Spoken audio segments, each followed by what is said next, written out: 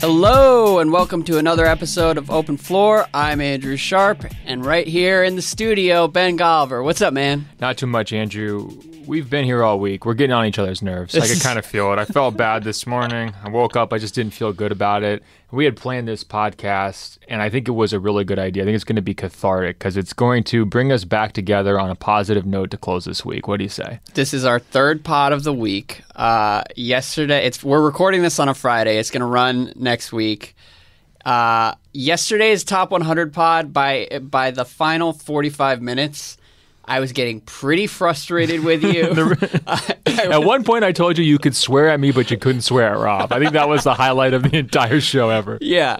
So the top 100 pod was about 30 minutes too long. It was incredibly disorganized, and it got progressively heated. So thank you to anyone who stuck with us throughout that journey, and especially thank you to Rob Mahoney, who was terrific at keeping the peace. Let me ask you this, though. Every podcast producer and executive and person who knows the space, they always say embrace debate, right? Like, they're basically saying our best practices should be just you and me tearing each other down for an hour and a half. That's the best podcast. Do you agree with that? Yeah, I guess so. I mean, I think in general, yes, we're good at tearing each other down, and it's fun, and we can both take it. I think yesterday I was ready to strangle you because we kept having the same argument over and over and over again. But again, Rob Mahoney is the nicest person in the world and also really smart. So he lost it a little bit, which was great. I mean, we got to waiters and he really got passionate back at you. So I loved it. The reason why I asked you that question, though, just philosophically, is because we had another talk with legendary Lou Pellegrino, our podcast editor, and he basically told us nostalgia really plays. It doesn't necessarily have to be screaming. You can just take trips down memory lane, and people dig that too. And I was like, yeah, we don't do that very often, do we? Well, he was also like, you guys don't really have that much to talk about. There's not that much NBA news going on. So we're going to try something today. But before we do, I want to say, number one, reviews help. So we're at 300 reviews right now. See, I've seen some podcasts 10,000. And we know you guys are out there sitting around not reviewing. So do it. My goal is to get to 500 reviews by Christmas. I think we can do it. My goal is 750. Okay. Yeah, so Ben's dreaming big over here. And the other thing is we're going to follow up on the top 100 pod next Friday. Or this Friday. And hit us up with emails at openfloormail@gmail.com. We're not going to address any top 100 specifics on this pod because I think we're trying to keep the peace today. I think that's a good idea. And there's going to be another wave. We know it because there's going to be points that I did make, points that maybe people felt you could make better. I mean, there's going to be things we just didn't touch on, questions about guys who we didn't have a chance to discuss. And so we can pull all those back together, right? The most interesting part of the discussion was the final 3 minutes when we both sort of realized the top 15 was a little too safe. And I think it'll be really interesting to see how it changes because right now you guys were dead on, but I don't know, maybe Anthony Davis is going to be top 5 by mid-year. No, I like that you think the most interesting part of that podcast was when I had a mental breakdown over ranking KD at 2 and thinking at the very last moment after a month of work that maybe he should have been number 1. That's telling that you would find that the most interesting. All right, let's get into what we have planned today. I want to talk about our 10 favorite games that we've ever been to. You picked 5, I've picked 5. And so I'll let you lead off here. So a couple of conditions up front. I don't want anyone to hold these against me forever because it's possible I missed something and it's possible that my memory is shot from 7 or 8 straight years worth of Twitter. So mine's a little bit backloaded, but I did try to have a mix of different games. I'm going to start with one for the 503 for the Blazers fans out there. Can you guess which game I'm going to? Is it a Brandon Roy game winner? Not a Brandon Roy game winner. Okay. Playoffs. I don't know, one of those Lakers-Blazers games? No, it's actually more recent.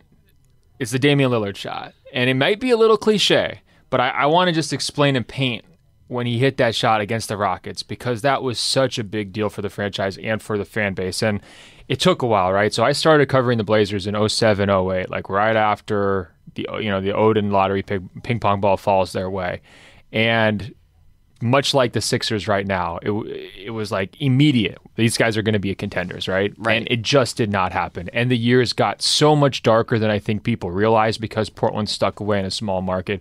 If it had been in New York or Philly or any of these other, Chicago, any of these other big situations that got as dark as it did injury-wise with not only Brandon Roy, but like LaMarcus Aldridge is having his heart checked out and Greg Oden is basically never on the court. That was such a tough sled. Yeah, I mean, for all those big fans. Picture, it's shocking that Blazers fans still find a way to care and get fired up about this team after all the bad luck they've had over the last 30 years. And what I would say is, from the inside, it's not shocking at all because, like, these are the kinds of people who are like, torture me, bring it on. Like, let's do it. Torture me.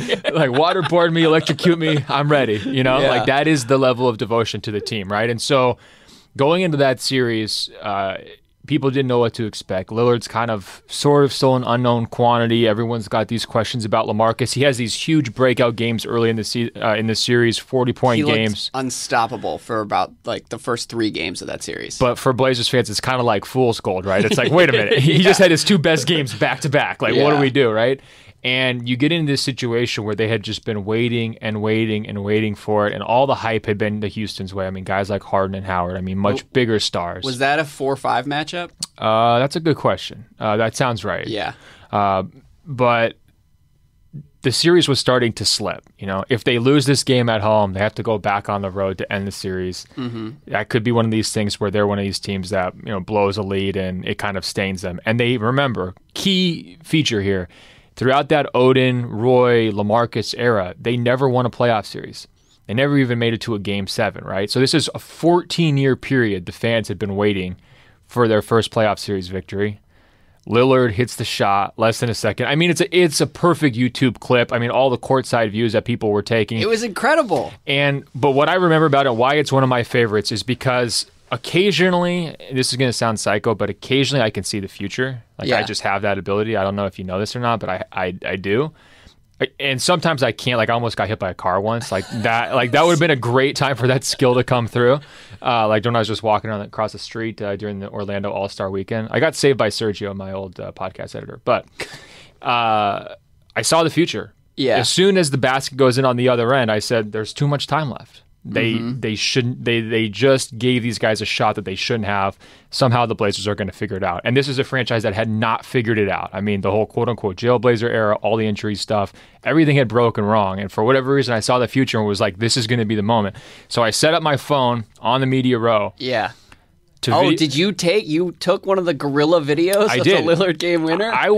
I would argue that mine hit YouTube first. I'm not saying that I have the best thing, but literally I was in the zone. I was in a trance. That was part of the experience for me. I was in LA at that point, and after Lillard hit that shot, I spent probably the next 7 to 10 days going through YouTube and watching courtside video of the game winner. No, some of the courtside shots are unbelievable. So our media seats during the playoffs aren't great in Portland. Yeah. But it did have a nice wide angle perspective, right? So I just set my camera up, took it, and then what unfolded was unlike almost anything I've seen in an NBA arena, because we know what jubilation and ecstasy looks like, right? Yeah. This was something completely past that. There's people running back and forth like chickens with their heads cut off, just in circles. They could have lost their wallets. They wouldn't have cared. They're screaming, hugging strangers. People were crying. Yeah. And there was media members. I'm not going to call anybody out, but there was media members doing the same thing. People were losing their absolute minds. Given what I know about Blazers media, that's not terribly surprising. Yeah, okay, but you get what I'm saying. No, I don't blame anyone. You look at 30 NBA markets, we could probably say 5 or 6 where something like that could happen. Trigger that kind of an emotional response. And what the crazy part in hindsight is, it was for a first round series victory. Yeah, man. This was this was 77, because the shadow of that 1977 title hangs over the whole city. Everyone's always talking about Bill Walton and the parade. The Blazers made the playoffs one year. They had a parade just for making the playoffs because it had been so long since they had been able to have anything worthy of a parade. You've got bars called Spirit of 77. Guys like Lucas. That whole team is just revered on a completely different level. And you could say even today's stars are kind of overshadowed by those guys to a certain degree. And this was like the one moment where it was like totally pure and they broke through and they did it. Yeah. And for people who, like season ticket holders who've been waiting 14 years since the last time they went to the second round of the playoffs, that was pretty cool. That was awesome. I will add only two things. First of all, I think we forget how awful James Harden was in most of that series. Recurring thing. He's kind of in Teflon as far as playoff failures. Somehow we don't bring these up. I don't know about that. I think we do remember it when we think about it. Yeah. That's like it fair. does come to mind, right? Yeah, but that was, I mean, like they came into that series with all kinds of advantages, and Dwight actually did a decent job. Yeah. They couldn't guard LaMarcus for the first half of the series, but Harden just like was nowhere to be found. And I don't remember whether we wound up blaming the Lillard open three on Parsons or Harden. I think that's still like a point of contention. Yeah. But I will just add that I saw the future as well. Really? Because I didn't know you had this ability. I was working at Grantland at the time, and that Friday, I think the game was on a Friday night. Okay. And that Friday, I published like it was way too long, like a power rankings of players in the playoffs, and I had Dame at number 1. And I had you would my description was like I was talking to my roommate, and I was living with Mike Levin at the time, and we were talking about how like the clutch gene isn't real. We all know it's not real, but like Damian Lillard makes you wonder.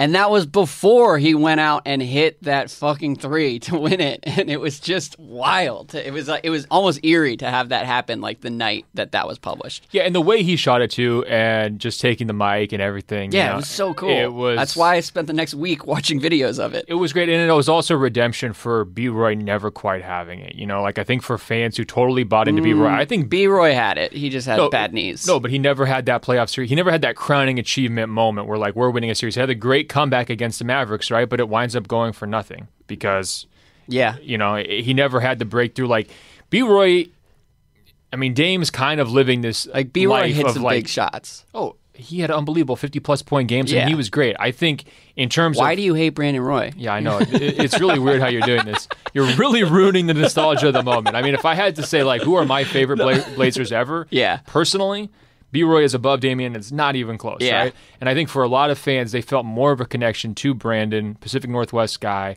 and he was like sort of your family member who just never quite gets it together, you know, never quite lives up to what he's supposed to be. And then Damian comes along, and it's like, well, here's the makeup call for it. Like, here's the guy who's getting a chance to do it. All right, well, let's move on. I'll go with my number 5. But I have some honorable mentions here. The first, because I had a lot of fun. You had a top 5 and you've got 9 of them. Great, here we go. It's Friday morning, and I had a lot of fun over the last hour thinking through games. I got to see LeBron's first title in Miami, which was really cool, but the actual games were not that memorable, but like the coronation kind of was. The most fun I've ever had at a sporting event was LSU Alabama football like 6 years ago. This is not a football podcast, but I recommend anyone go to an LSU game. And probably the coolest moment I've ever been a part of was FSU Auburn, another college football game, where I was covering it at the Rose Bowl, and I didn't realize this, but like college football media, they let you on the field for the final 5 minutes, and if people remember that game, like the final 5 minutes were insane, and I was standing there on the 20-yard line of the Rose Bowl, which is probably like the most gorgeous stadium in America. And so that's up there for me as well, if we're including non-basketball memories. My first basketball memory was a Georgetown-Syracuse game in like 1995 with Allen Iverson, and I remember. So he probably had the Jordan 11s. He probably had those great dark blue Georgetown jerseys with the gray kind of accents. Yeah, it was a movement, and I remember being like 9 or 10 years old and thinking he was really cool. And I also remember my dad and my dad's friend just like throwing out dad takes, being like, this guy, he's a point guard who thinks he's a two guard. It's never going to work on the next level. It's not going to work. That's like one of my first memories is walking out of US Air Arena and them bitching about Iverson's game. Your friend's dad's just like, look at his true shooting percentage. This is unbelievable. Yeah.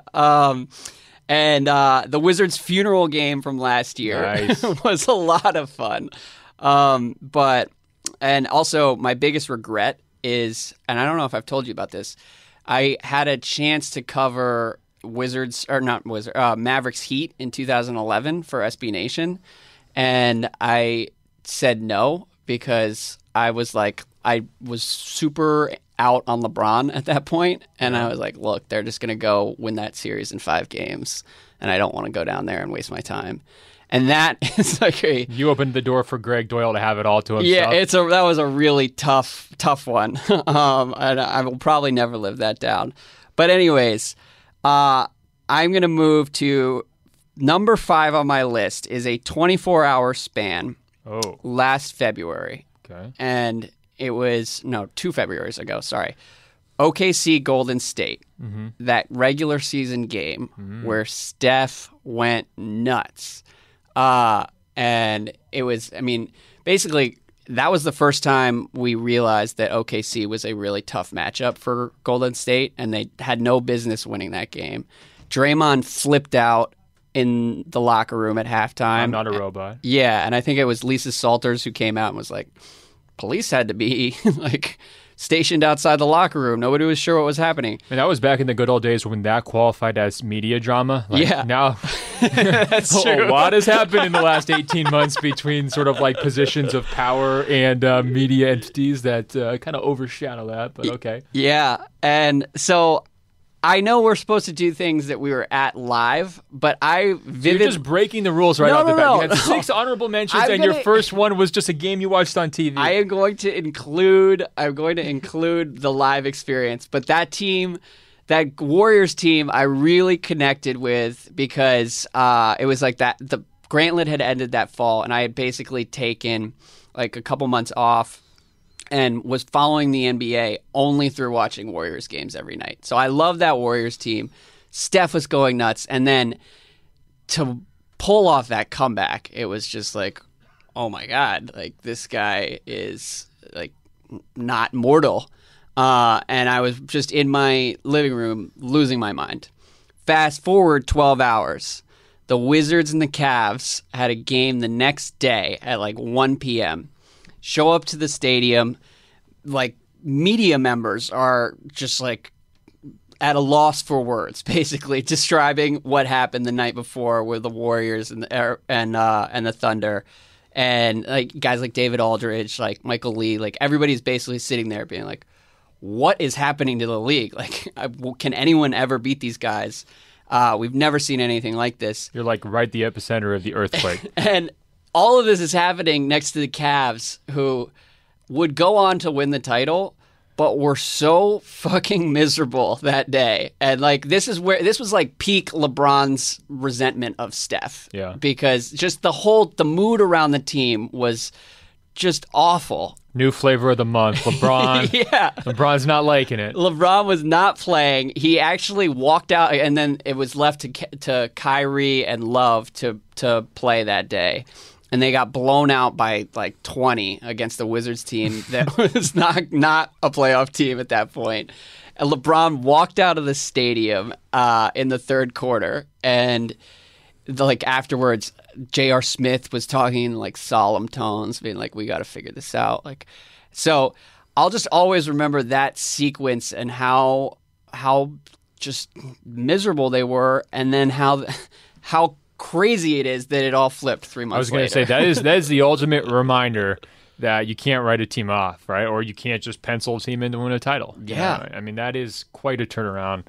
I suspect that we're going to have more moments from that season later on my list. I want to stay on the LeBron angst theme for my number 4, though. Okay. This is actually one I mentioned before, so I'm not going to go into too much detail with this. You could probably guess that I'm talking about the LeBron David Blatt post-game press conference where he overrules David Blatt and makes a huge point of letting all the media in the entire world realize what he had done by saying that he had chucked Blatt's play design. It wasn't just for that press conference. So I was thinking back on why I liked that moment so much. Obviously, the game was pretty good too, but it was the stakes of the game because remember, that year, 2015, a whole bunch of his teammates are injured. Guys are dropping like flies. Coming into that series against Chicago, people had said like there was Cavs beat writers who were picking the Bulls to win that series, which picking against LeBron in the Eastern Conference, like that had not been a thing. Well, Kyrie was kind of a shell of himself at that point too, though. Yeah, Love was out, and like Love had just gone down. Yeah, and Kyrie was like in and out, and it was like kind of weird. And the Bulls had Rose, they had Butler, and so like they were a squad. And that was my first time ever really covering games at the United Center, right? So I had like this Michael Jordan stand gets dropped into the Michael Jordan shrine Mecca moment where like, I'm making my pilgrimage to the statue. I'm walking around and seeing all of this, like in the media room, they have newspaper clippings from like every single year from the 90s when Jordan won the title. I'm just like taking literally a picture of every single newspaper clipping, across the entire media room as people are trying to write. And game 3 happens and Rose hits this insane game winner. And it's like the exact type of shot that the analytics say shouldn't go in. And he's the exact guy who's not supposed to hit that shot. And now it's like, oh, like Chicago, are they really going to do this? Are they going to upset Cleveland? Like, is this going to be the time LeBron that's where they falls apart? Hoisted him on their shoulders. Right? And then his face is all blank. And like it was just goes like a crazy meme because Rose isn't smiling, right? And going into that series, I was like, I knew it was going to be a good series. I was like, wait a minute. This one's getting away from us pretty quick. So then you have all this weirdness down the stretch of game 4, like the Blatt thing. Remember when he tried to call timeout? Ty Lue had to basically tackle him. Remember Ty Lue tackled him? He actually had like, I don't know, it was a syringe of some sort of a substance that'll knock you out, but it won't necessarily kill you. So he like puts the syringe in Blatt's neck so that he won't wake up for the rest of the game. So there was lots of weird stuff happening in that game. And of course, controversy around it because everyone in the building is like seeing Blatt try to call timeout and not get it. The refs, the fixes in for LeBron, all this stuff. So we get to that last shot. We should give LeBron credit for hitting that shot. I mean, that was a pretty nice shot. It was not the toughest shot in the world, but it was very dramatic. He's never been good at celebrating. Like we could just, aside from the tears after winning the title, like he's never been a natural celebrator, Look, the shot was one thing. The press conference afterwards was the real performance. I think you talked about it like a month or two ago. Well, that's what I was going to say is because he's not great in the spontaneous moments. Like sometimes he does the push down celebration when he hits shots on the row, which he just never really made that work for me. I can't remember a celebration of LeBron's on the court that I liked. But once you give him 15 minutes in the shower to compose his thoughts and write his script for the post-game press conference, there's nobody better. And just the way that Blatt came up, he talked first. No mention of it. He didn't try to get out in front of it. He didn't, he was just basically taking credit for like, hey, we won, and obviously saying, LeBron did it for us, blah, blah, blah. Totally trying to play it off like it's not going to be a thing. And there was never a chance that LeBron was going to let it not be a thing. That press conference was just stunning. I was slack-jawed watching him do that. I had never seen a player... Blatt or LeBron? LeBron. Yeah. I've never seen a player of that stature go at his own coach like that. And come out and say who was he trying to draw the play up for? It wasn't clear who was going to take the shot necessarily. Just LeBron was going to be he was going to be the inbounder, so he wanted to have him have that quick pass, and so presumably it'd probably be J.R. Smith or Kevin Love, right? Or I guess Love was out, so it was probably Smith. But did you go to the media session the next day when Blatt compared himself to a fighter pilot? No, I wasn't there for that. I think I was still in a catatonic state in the locker or in the press room trying to type up my column. But what I also remember about that, though, is that it was such a shocking performance from LeBron that I didn't feel like people got it immediately. Because, like, nowadays, and maybe this is just the changing nature of Twitter, too, like, people would type in real time, like what he's saying, right? Yeah. This was only a couple of years ago. I remember I tweeted out his full block quote about Blatt, and it went absolutely bonkers. But it didn't seem like people who were either not enough people were watching the stream live, or maybe the people who were like me were all just so stunned at what he had said that we didn't realize like the full magnitude of how he had said it and exactly what he had said. Yeah, because it was like a half an hour delay to where it went from like not a big deal to absolute wildfire, instead of being like a huge deal the minute he came out of his mouth. So I just remember that being one of those weird situations where like, as it was happening, I felt it being huge news. And then it was just like everybody else, like it all came around like, pretty quickly after that. It was good passive aggressive LeBron. Oh, because it was peak. He knew exactly what he was doing, exactly what the implications were. You know how the Lakers, they retired 8 and 24 for Kobe? Yeah. I think the Cavaliers should retire 23 and then whatever clothing he was wearing from that press conference. Yeah. All right. Well, I'm going to go way back for my number 4. Nice. I already talked about Georgetown, Syracuse in '96. This was probably the second big basketball memory I had. It was Bullets Bulls at US Air Arena in Landover, Maryland. Who are the Bullets? They were Calvert Chaney, Rod Strickland, a dynasty that we can all remember. Oh. And yeah, so this was probably one of my first professional basketball games, and I actually looked up because I remember Jordan like ripping their heart out, and Bill Clinton was there, which was also like a big deal. And I looked up a recap, so I'm just gonna read you parts of the recap from Dateline Landover. For 3 quarters, Chicago Bulls guard Michael Jordan tried his best to shake the effects of a poor shooting night. I totally couldn't find my rhythm at all, Jordan said. I played like I was shooting off the wrong leg all night, and suddenly, in the 4th quarter, I was able to do it. And even President Clinton, watching from near courtside, had to appreciate the show Jordan put on in the 4th quarter when he scored 18 of his 36 points to carry the Bulls to a 103-99 victory over the Washington Bullets before a sellout crowd. So reading between the lines, Michael Jordan and Bill Clinton got drunk and golfed the previous night. And the hangover wore off for the 4th quarter. The lead really screams hangover in retrospect. And so, but the best part is the Bulls watched their 11-point lead entering the 4th quarter shrink to a 86-85 advantage with 6 minutes left. Jordan then drove the baseline and responded with a dunk and was fouled by Georgie Murison. He hit the free throw, and Chicago's lead was 89-85. Then Jordan hit a three-pointer. Then he faked out Rod Strickland and hit a short jumper.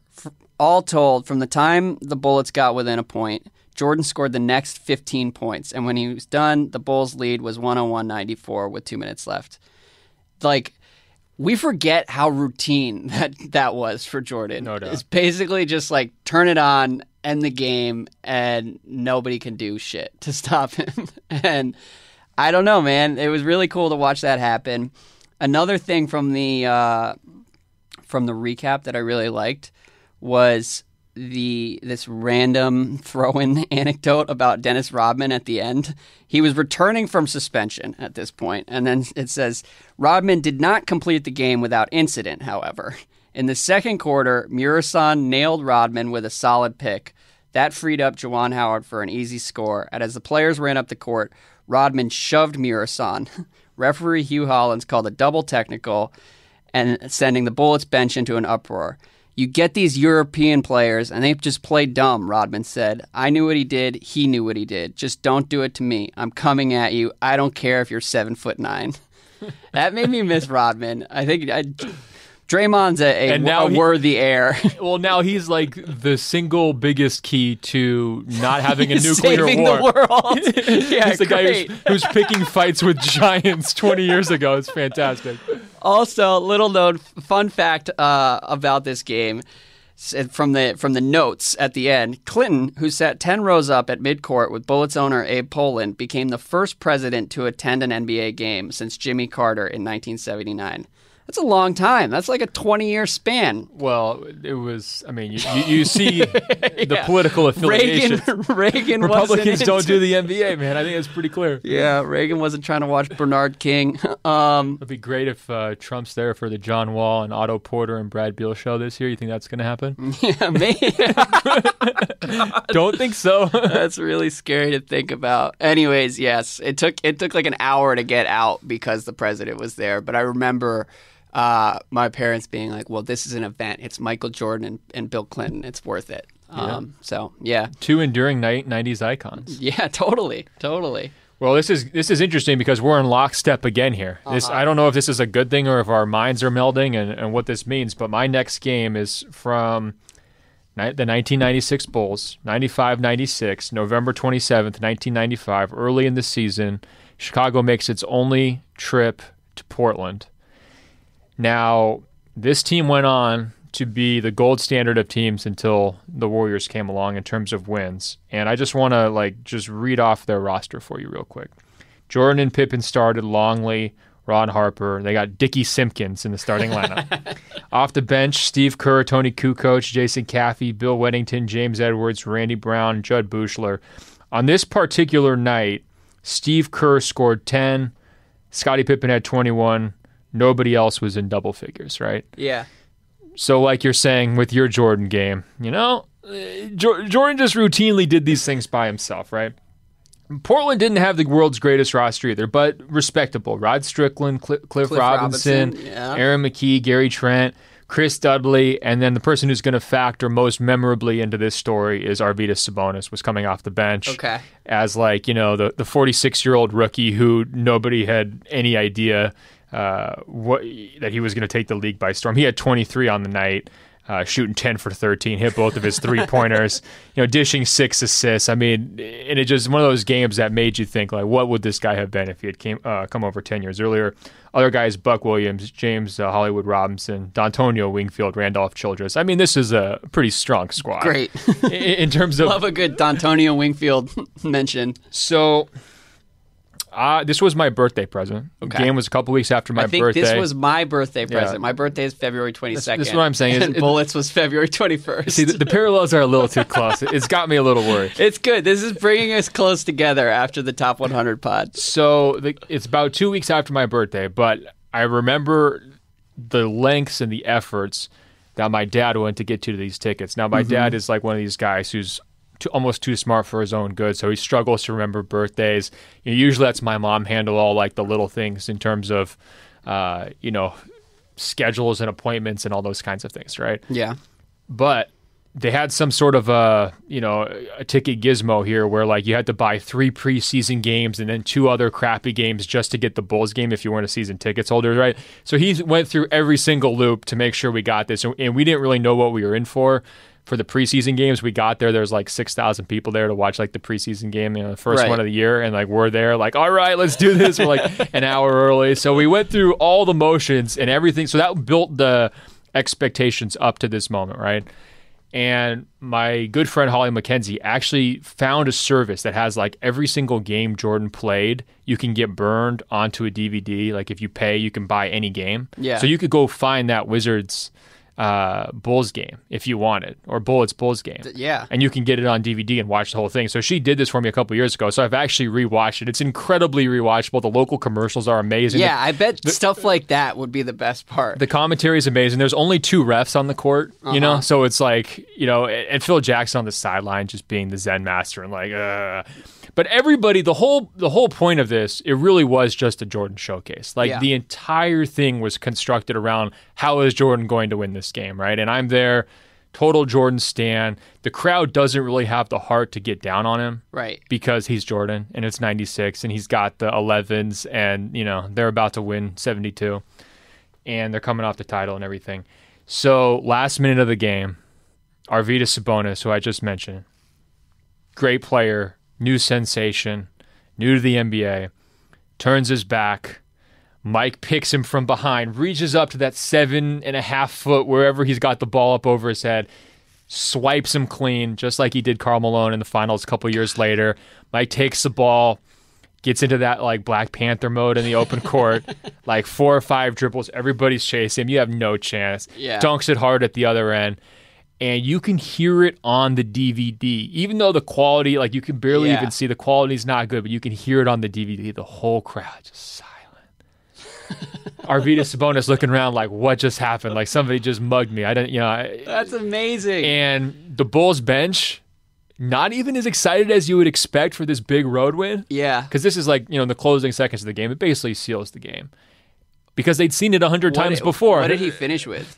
So Jordan's line, as I mentioned, Pippen had 21. Right. Jordan's line, 33, 8 assists, only 3 rebounds, 4 steals, and he shot 13 of 22, played 41 minutes. Wow. Yeah, it's just another night, you know? That's amazing. And so, yeah, what I love about that, though, is it's just so indelible the way that he did it on both ends. The defense going to the offense. Like when I saw him steal the ball from Karl Malone a couple years later in the finals, come down, hit the jumper, both ends. When he wanted to, he was just the best defender in the league, too. Smartest player. Him and Pippen. Smartest player in the instincts, too, of just knowing what guys were going to do. How did he know where Sabonis was going to put the ball? Sabonis hadn't even really been in the NBA, but he knew exactly where he was going to go. How did he know Karl Malone's blind spot? He'd been studying it for years. Basketball IQ off the charts, and, of course, just the signature slam to finish it. So I left there.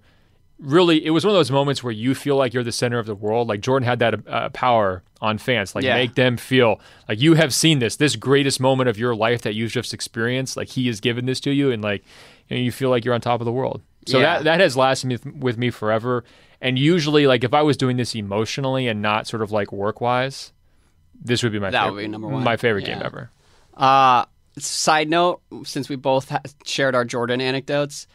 People should go read the Jordan Rules. I read it in July. That was my honeymoon reading.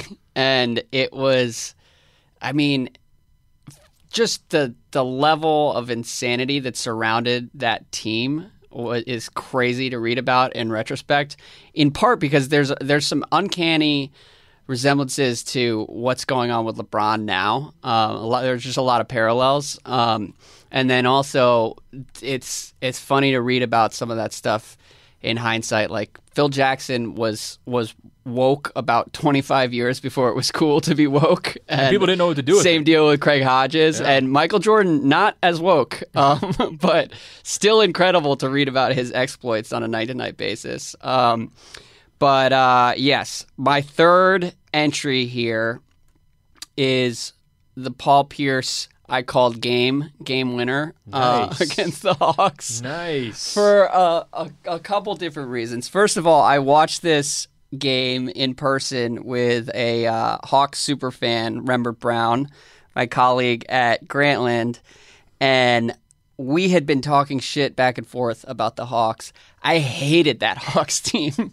That was the Hawks team that won Player of the Month as the starting five. I just thought it was the lamest shit in the world, basically. And fluky 60 wins. It was a classic basketball internet thing where we all started to marvel at one point SportsCenter, since the Hawks didn't produce any real enjoyable highlights, SportsCenter would do like a Hawks pass counter in the Hawks highlight packages. And I was just like, get this team out of my face. If I wanted to watch college basketball, I would. And having said that, the Wizards had lost. The Wizards would have beaten them had John Wall been healthy. But John Wall went down in Game 1 with the broken hand that the Wizards then misdiagnosed. And there was a whole controversy. And it was just like things were not headed in the right direction. And so I went to that game being like, okay, here we go. I'm going to just watch the end of the season, have to listen to Rembert talk shit the entire time. And then the Wizards just pulled it off, man. And it was setting up to be like the most Wizards loss of all because they were up 20, I think, like midway through the third quarter, and then were giving the game away to Atlanta before Paul Pierce bailed them out at the end, and it was just pure ecstasy. And half of the enjoyment was watching how miserable Rembert got and just talking trash throughout the night. And then, of course, the Wizards ended up losing the series anyways. After John Wall came back. Okay, so let me ask you this. So at the beginning of the season, how in were you on the notion that like Paul Pierce was going to be that late game saver? Because you know that always gets pitched. I was in. Like when you make that kind of a move, that's like a discussion for a solid week, right? During the summer of like, Paul Pierce does this, this, and this for the Wizards. Like they've never really had this. Yes. And there's a lot of people who are going to take that side. There's also going to be a lot of people who argue passionately against it and be like, you're overstating the effect, etc. I was very much in, and in hindsight, basically watching Pierce's effect on Wall and Beal has sold me on the value of veterans. And they have to be real veterans. They can't just be like warm bodies collecting paychecks. But if there's a good player who can tutor your young stars, it makes a huge difference. Like that, that 1 year with Pierce changed Wall's career and changed Beal's career. And now Melo's going to do it again for you guys. I hope so. I hope so. Let's get on the phone. Well, I think another thing about that, too, is like Pierce wasn't that old yet, right? Like, I think that there's kind of this sweet spot between, like, okay, you're not your prime anymore, but you're not 36 like Clippers, Paul Pierce, where, like, now you're just this veteran who gets Draymond's, like, antagonism. The thing with Pierce that makes it tough is he's looked old since he was like 25 years old. Like, he kind of like walks with a limp. He's a little like slow-footed and has found a way to make it work. So it was hard to tell when looking old became actually old. But yes, I think the Clippers is a good line of demarcation.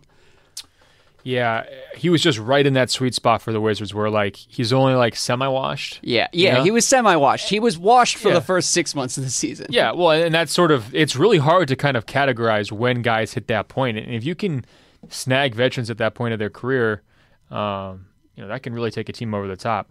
All right, am I on for number 2? Yes. So this is where I do suffer from a little bit of recency bias because my last 2 are from last year, not 2017, but 2016. Yep.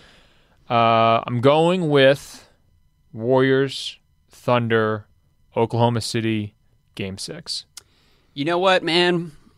I have been mad about it. I've been mad about this for like the last 18 months. The fact that you got to go to that game will never fail to make me jealous. It was a pretty insane game. You know I have a soft spot for Oklahoma City in my heart. Yeah. Boot Barn, Banjo Museum. I mean, all the... the Ghost Hotel. Yeah. I mean, yeah. All these places that just... You get nowhere else really in the NBA. And I have a soft spot in my heart for Thunder fans, too. Because I've kind of seen them grow up. Like, I'm fairly close with Royce Young. Used to work with him at CBS. Like, that's sort of... Their franchise has started from infancy, and you kind of see it happen. And to a certain degree, I think, like, in that early Thunder team that had Harden, went to the finals, I was kind of living vicariously through their fans a little bit because that's sort of what the Blazers were supposed to be, you know? So I was kind of seeing how things could have turned out if their big three had actually stayed healthy and worked together.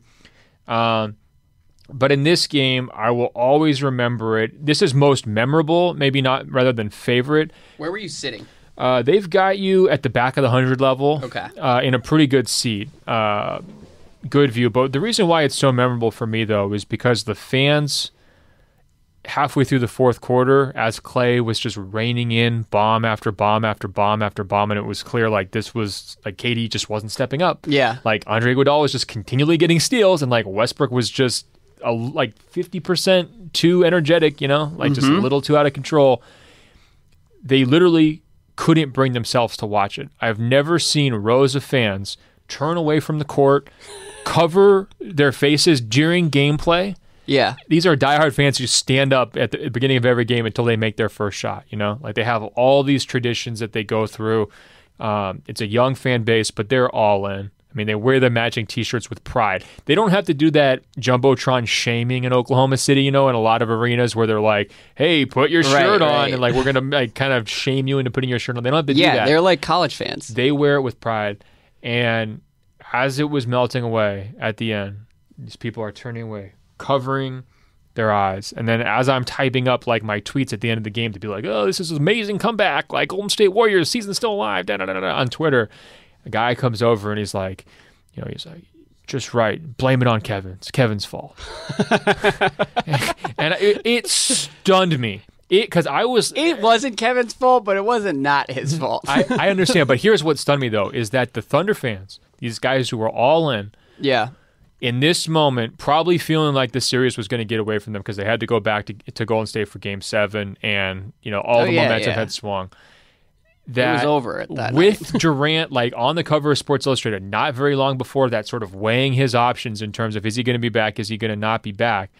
And for that to be the sentiment, he didn't speak for the whole fan base. KD didn't leave because of that. No, I'm because not of saying he did. The fans. No, he left because of Russ over dribbling in the fourth quarter for like the fifth straight year, playing them out of the playoffs. You're saying that. I'm not saying that. But what struck me was that was even a thought. Like, to me, it was just sort of like, KD, like he's the one that you're gonna like. You're not even here if not for KD. Well, if I were a Thunder fan in that spot, I'd be like, I just watched an act of God with Klay. Like I don't know what to say. Yeah, I mean, the dude just went off. It's a great point. How are you going to keep up in a shooting contest with that? Yeah, and afterwards, the other thing too was it was just a great example of guys in the post-game press conferences are so good now about putting on their shows. You know, like they got the clothes, they got the lines prepared, they've got sometimes like jokey things back and forth.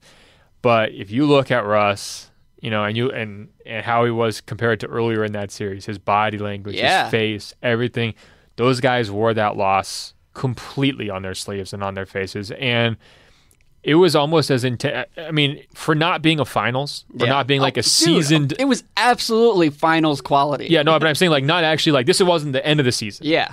No. I can't imagine, or I can't really remember or recall a game that pulled that deep of emotions out of its sort of like key players. Well, my side of that story, we were podcasting at that point. Yes. And I was, again, that year, I was all in on the Warriors, all in on Steph.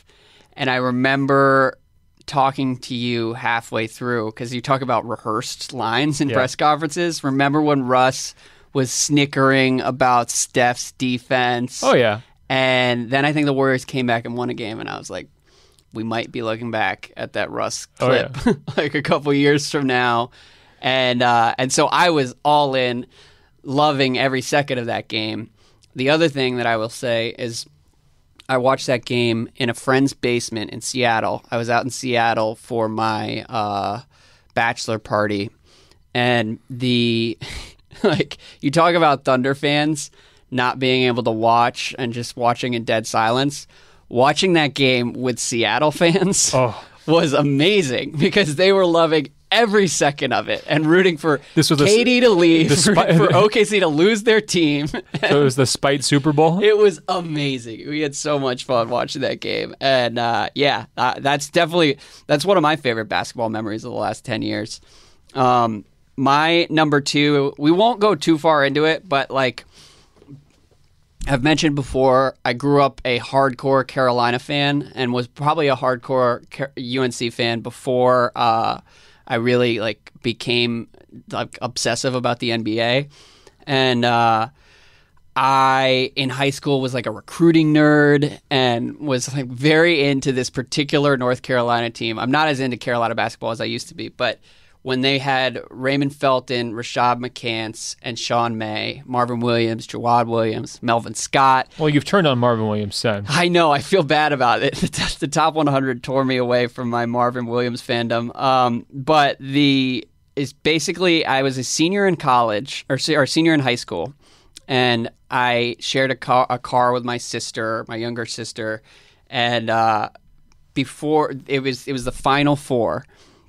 And that Saturday, the Heels were playing. I think they played Michigan State in the semifinals. And if they won, I said that I was going to go drive down to Chapel Hill and watch the championship game in the Dean Dome.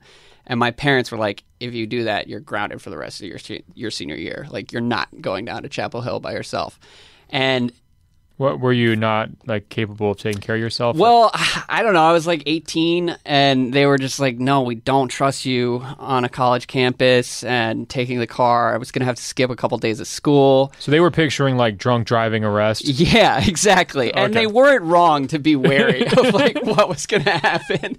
But fast forward to Monday morning, I went to school for one period and grabbed one of my friends and then drove 4 hours down to Chapel Hill and risked it all. Like had no money at this point. Like we had to pay for gas and quarters, and we had basically like $40 for the day, and had the best night of my life watching Carolina win the title in the Dean Dome with a bunch of Heels fans, and then like we would tell people like the backstory, and they would be like, "This is amazing! You got to come into our frat." And so we were up until like 6 a.m. jumping through bonfires and everything, and that's tough for me to ever top. That is pretty ridiculous. So did you get grounded for the rest of the season? I did. I got grounded. She didn't follow through with the rest of the year, but it was a solid month to 6 weeks. Well, so let's play act. Like, you come home the next day. Andrew, where have you been? So I was riding so high after the title win and the night. I was just like, I have no regrets. You can't touch me right now. So I will go up to my room. Don't even bother lecturing me. It was all worth it. You're like, take my Xbox. Yeah, do whatever you want. I'm good. Fine. I was riding high. That's hilarious. All right. Am I up for number one? Yeah. My last one, again, kind of cliche, from 2016. It's Game 7 of the NBA Finals. The block, the shot, the stop, and the shock. I really think in that arena, I don't want to call the Golden State Warriors fans spoiled before that game, but there always seemed like, especially because of that Game 6 like we had talked about, there always seemed like that there was this feeling that somehow the Warriors were just going to figure it out. And as that series started slipping away, the concern level definitely ramped up. But I don't know, in the back of my mind, I was like, they'll finally come and figure some way to just pull this off. I mean, they're the Warriors. They had been untouchable. Steph had been Steph. They'd always had an answer. And halfway through that series, when Draymond gets, suspended, it's not, this is going to flip the series. It was, this is going to drag on this one-sided series. Like, the NBA just wants the ratings. Even the way we were framing those kinds of things. Completely.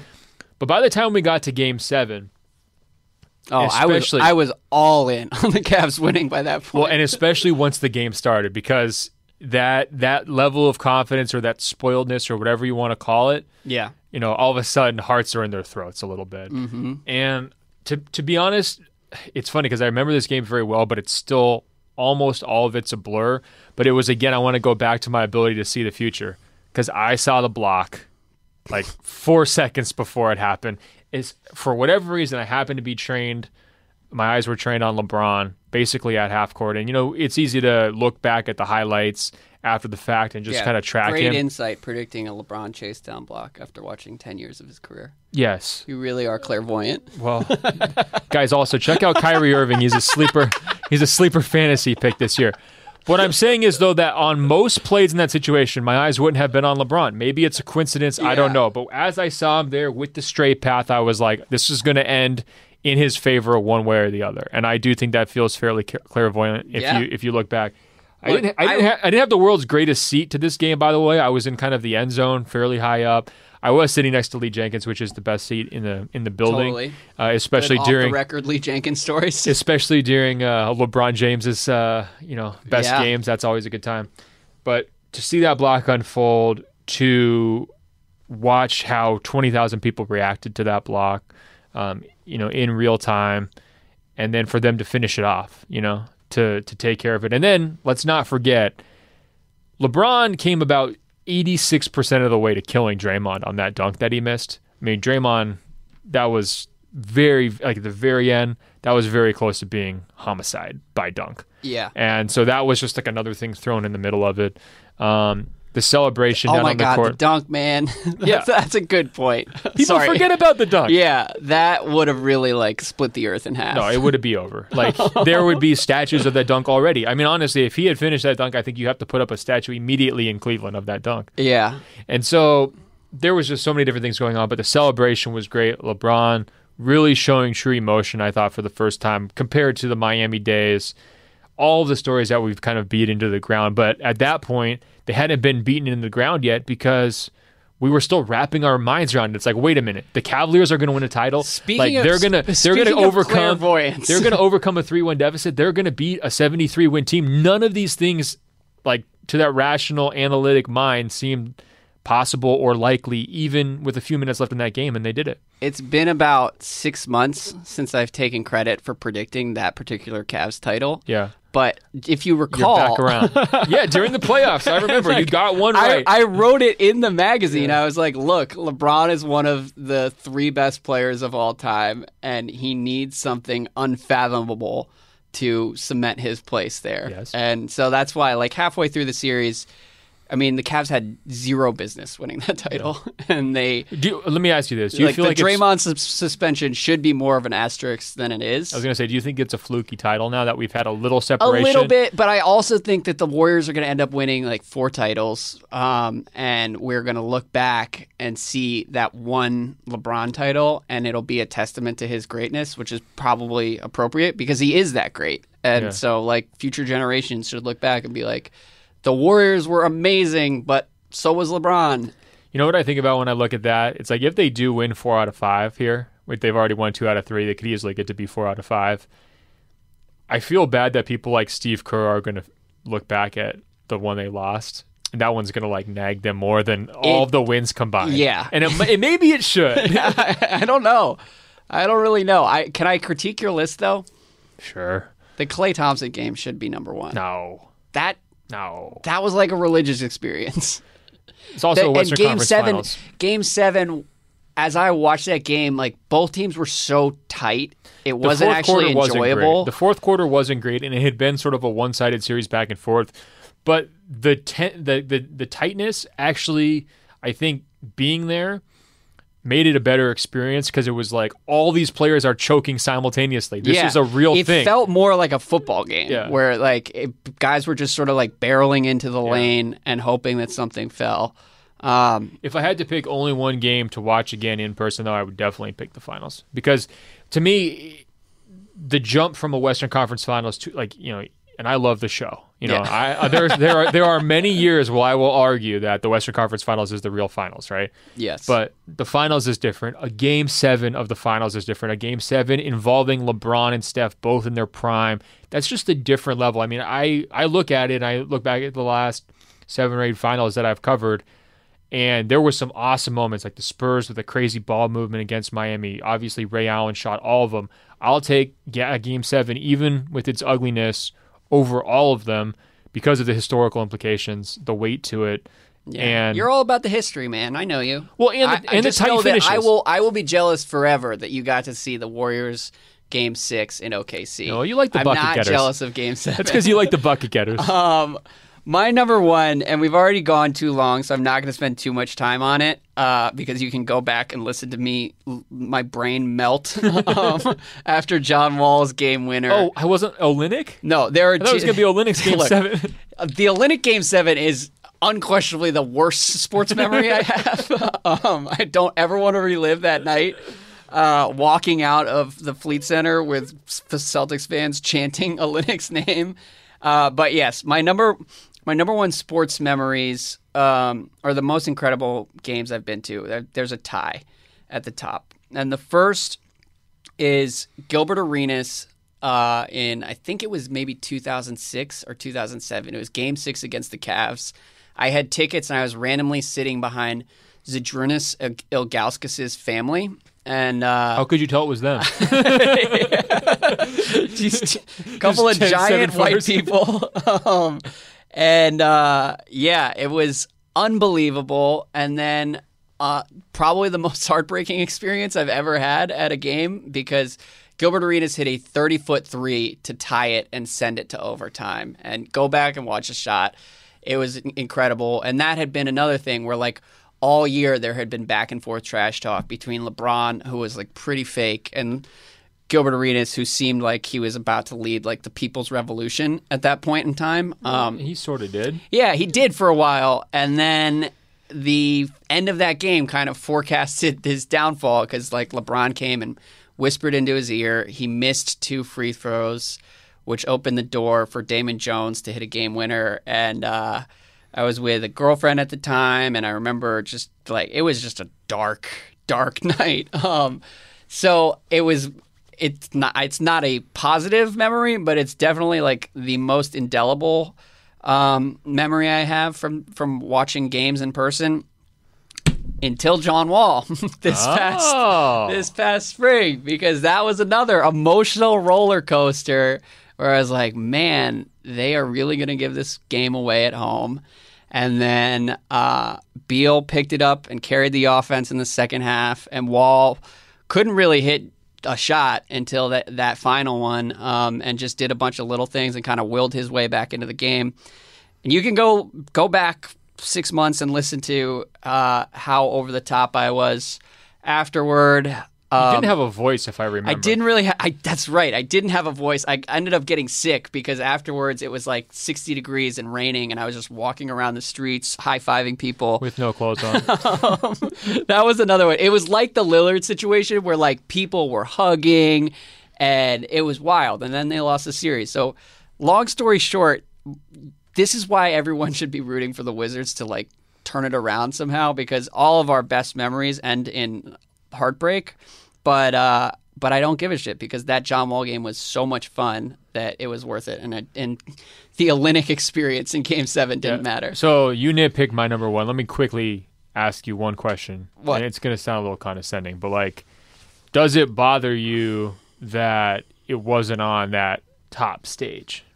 Or that it didn't pay off like...